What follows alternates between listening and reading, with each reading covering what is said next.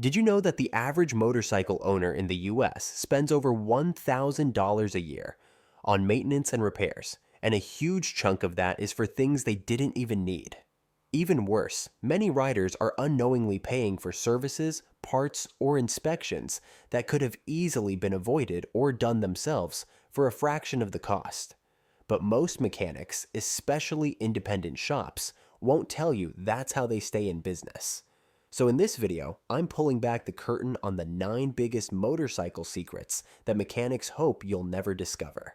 If you ride, this could save you hundreds, maybe even thousands every year. Let's dive in. Number 1. Hidden shop fees can inflate your bill. Don't be surprised if your final service invoice is higher than the quote due to miscellaneous shop fees. Many garages add charges for things like shop supplies and environmental disposal fees for oil or tires. These small line items, often a flat percentage of the parts or labor, cost quietly pad the bill. They're not always disclosed up front, so that affordable service quote can creep up by 5–10% or more once these extras are included. It's practices like this that contribute to auto repair topping consumer complaint lists. Some states have laws to improve transparency, for example, requiring written estimates and that old parts be returned to prove they were actually replaced. The takeaway? Read estimates closely and don't hesitate to ask your mechanic if shop fees or other add-ons are included, so you're not caught off guard by hidden costs. Number 2. Unnecessary fluid. Flushes and additives are pushed as extras. Have you ever been told your motorcycle needs a coolant flush, fuel system cleaner, or other fluid treatment even though it's running fine? Service centers often upsell these additives, cleans, and flushes as performance boosters or preventive maintenance, but in most cases, they're not needed on the schedule shops claim. Modern engines, fuels, and oils already have detergents and additives built in, so if you've been maintaining your bike per the manufacturer's intervals, additional chemical flushes rarely provide a benefit. For instance, throttle body or injector cleaning is typically unnecessary on newer bikes.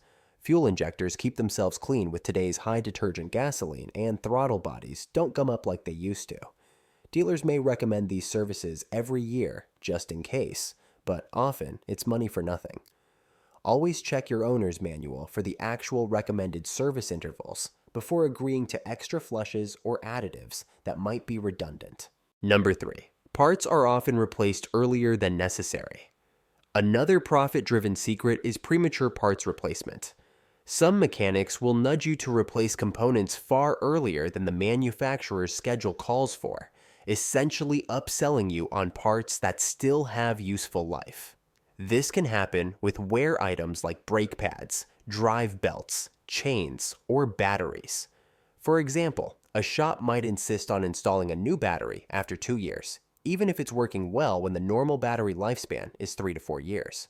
The rationale given is often peace of mind or avoid future failure, but the timing conveniently boosts their sales. Similarly, you might hear that your brake pads only have 40% left and should be changed now, long before the safe threshold, or that a tire with a few thousand miles remaining is due for replacement.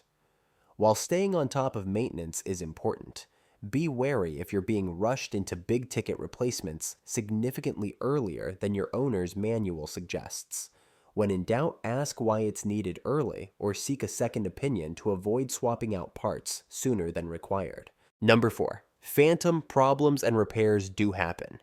It sounds outrageous, but there are documented cases of mechanics inventing problems or charging for work not actually done. These are the truly dodgy operators, but riders should be aware. One common trick is creating phantom repairs, essentially fabricating an issue and then fixing it for a fee. For example, a dishonest mechanic might spray some oil or WD-40 on your shock or fork leg, then call you over to point out a leaking suspension that needs an expensive rebuild. You authorize the repair, and they simply wipe off the oil and maybe repaint the part, then hand you a bill for a rebuild that never actually happened. In another scenario, a shop might claim to have performed a full service and charge accordingly, when in reality, they skipped replacing parts like filters or plugs, billing you for items that were never changed. Fortunately, such blatant fraud is not the norm, but it does occur enough that consumer advocates warn about it. Protect yourself by asking for your old parts back and keeping records.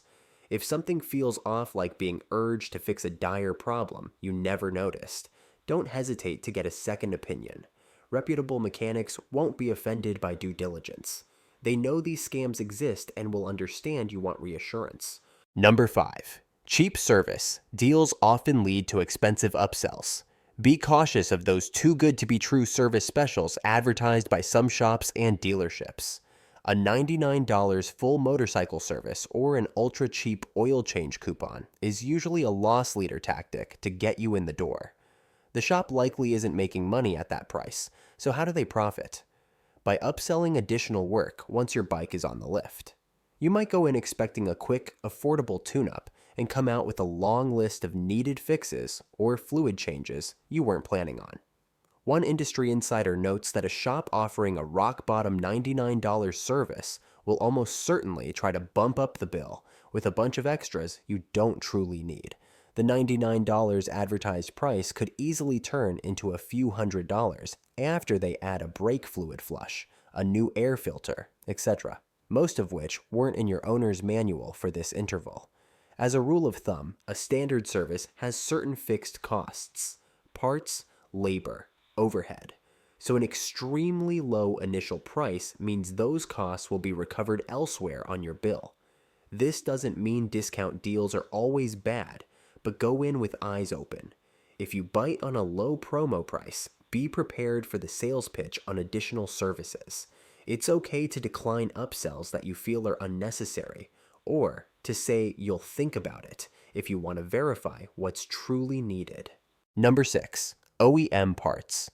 Come with hefty markups. When you have a shop or dealer do repairs, you'll often be charged for OEM parts. What they might not tell you is that OEM motorcycle parts are significantly marked up in price compared to equally serviceable aftermarket parts. In fact, research shows OEM motorcycle parts cost on average about 60% more than their aftermarket counterparts. That means a repair using an OEM brake lever or fuel pump could be nearly double the price you'd pay for a high-quality off-brand equivalent. Dealerships and many independent mechanics default to OEM parts not only for assured fit and warranty, but also because parts sales are a profit center. There's nothing wrong with OEM quality. In many cases, it's top-notch, but riders should know they are paying a premium for that little logo on the package. For consumables like oil filters, brake pads, chains, and even engine oil, there are often alternative brands that meet the same specifications at a fraction of the cost. Mechanics aren't likely to volunteer that information. As a consumer, you can ask about using aftermarket parts or source certain items yourself. Just ensure they meet your bike's specs. In the US, using aftermarket parts will not void your warranty by law unless the manufacturer provides the part for free or can prove the aftermarket part caused a failure. Bottom line, you have options, and being aware of the OEM markup means you can make cost-effective choices without sacrificing reliability. Number 7. You're billed by flat rate hours, not actual time.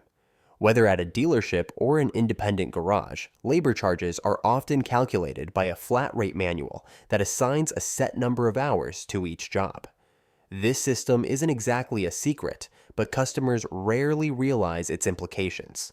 If the book says a certain repair is 4.0 hours of labor, you'll be billed 4 hours, regardless of whether the mechanic spent the entire afternoon or just a couple of hours on it. In fact, skilled technicians often beat the book time finishing that 4-hour job in 2 hours, but you still pay the full rate. It's a built-in margin that rewards efficient mechanics. On the flip side, if a job runs long due to stubborn bolts or extra troubleshooting, the shop usually eats that extra time without charging you more. Flat rate charging is a double-edged sword. It can protect you from inflated hours on tough jobs, but it also means you're not getting a discount if the task is a quick win. Mechanics won't openly point out when something took less time than estimated. To ensure you're treated fairly, you can ask what the flat rate time is for a job and what the hourly labor rate is. That way, you know upfront what the labor charge will be. And if you're ever quoted an extremely high labor time for a minor task, consider verifying it. Occasionally, errors happen in quoting, and a reputable shop will correct a mistake if, say, a 30-minute job was accidentally billed as 3 hours. Number 8. You don't have to service at the dealership to keep your warranty. A common misconception, one that some dealerships are happy not to clarify, is that you must return to the dealer for every scheduled service, or else risk voiding your factory warranty. The truth under US law is that manufacturers cannot force you to use their dealerships for maintenance, or to use only their branded parts and fluids, unless they provide them to you free of charge. The Magnuson-Moss Warranty Act explicitly makes it illegal for a dealer to deny warranty coverage just because you had routine maintenance or repairs done elsewhere. That means you are free to have your oil changes, brake pads, and other services done by an independent mechanic or to do it yourself, as long as you follow the recommended procedures and quality standards. The warranty stays intact. Dealership service departments often omit this fact and may phrase things to imply you should stick with them. They'd prefer you pay their higher labor rates, of course. To protect your warranty while avoiding dealer prices, keep records of all maintenance performed and make sure equivalent quality parts and correct fluids are used. If a dealer ever tries to deny a valid warranty claim because you went elsewhere for service, know your rights and cite the law. This is a well-kept secret that empowers you to shop around for service without fear. Number 9. Many routine fixes and maintenance tasks are DIY friendly. Independent mechanics and dealers won't outright tell you how easy some jobs are. Why would they, when that's their business? But the reality is that a lot of basic motorcycle maintenance can be done at home with a modest set of tools and some research. Oil and filter changes, chain cleaning and adjustment, replacing brake pads, swapping a battery, or installing new spark plugs are all tasks that thousands of riders handle themselves to save money. In fact, nearly half of female motorcyclists surveyed reported performing their own maintenance instead of taking the bike to a shop. That means a huge portion of riders, men and women alike, are turning wrenches in their garage for everything from routine tune-ups to minor repairs. Doing it yourself not only saves on labor costs, but also gives you a better understanding of your machine. Plus, you can ensure the quality of parts and fluids you use. Mechanics aren't inclined to highlight the DIY option. After all, every oil change or brake job you do yourself is a service they don't sell. Of course, not every repair is suitable for DIY, and some riders prefer professional handling for safety, which is completely fine. But know that resources like service manuals, online tutorials, and community forums can empower you to tackle many straightforward jobs. Even troubleshooting simple issues, like checking fuses for an electrical glitch or tightening a loose battery cable, can be done on your own, possibly saving you a diagnostic fee. In short, one secret to cutting maintenance costs is that you can do a lot more yourself than the industry might let on, as long as you're willing to learn and get your hands a bit dirty.